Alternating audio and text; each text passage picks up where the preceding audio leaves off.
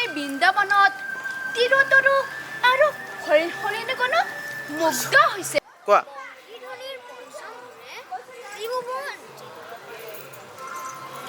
গীতৰ জ্ঞান থকা নুৰতনু আৰু অন্য প্ৰাণীয়েহে বৃন্দাবনত জন্ম ৰক্ষণ কৰিব পাৰে। সঁচা ভাইহঁত, আনন্দ ভূমি বৃন্দাবনত নৃত্য গীত বাদ্যহে পৰম বিদ্যা। পুৱাৰ পৰা সন্ধি হলে আমাৰ বাচনা চেৰিয়ে গীত বাদ্য শব্দত সকলো মহাবস্ত। তুমি বংকিম নয়নে বংশী ধ্বনি তুলিলে আমাৰ অন্তৰত গোবিন্দ প্ৰেম জাগি উঠে। কিয় এবাৰ বুজাই কোৱাচোন।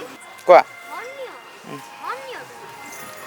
শুনা, এই বংশী হ'ল প্ৰথম মূল প্ৰকৃতি আৰু এই হাতুৰি বিন্ধাই হ'ল নিয়ম। গতিকে মোহন বংশীত আঙুলি বুলালে গোবিন্দ প্ৰেম এনেই জাগ্ৰত। কৃষ্ণ, মোহন বংশীৰে তুমি এই ব্ৰজধামক বৈকুণ্ঠপুৰী কৰিছা আৰু তোমাৰ সদৰে নোপৰাহতে এই ব্ৰজবাসীত সদায়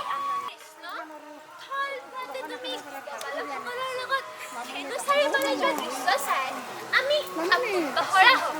কিয় গোকুলবাসী আৰু নন্দগাঁৱৰ সকলো ৰীতিজয়ত তুমি কেন্দ্ৰবিন্দু হৈ আমাৰ চিত্তহৰণ কৰিছা। সখীগণ, খন্তেক বিশ্ৰাম দিয়া। গধূলিৰ নিশাৰ গীতেৰে মন বদলাও কেনে হ'ব? অপেক্ষা কৰা কৃষ্ণ, শুভেচ্ছাবিলাকক নিৰীক্ষণ কৰি আহোঁ।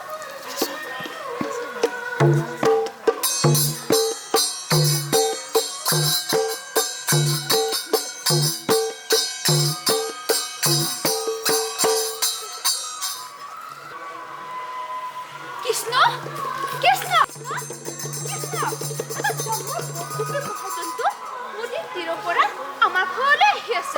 Rolling action. বকৰূপী মহাজন্তু হয় নাই।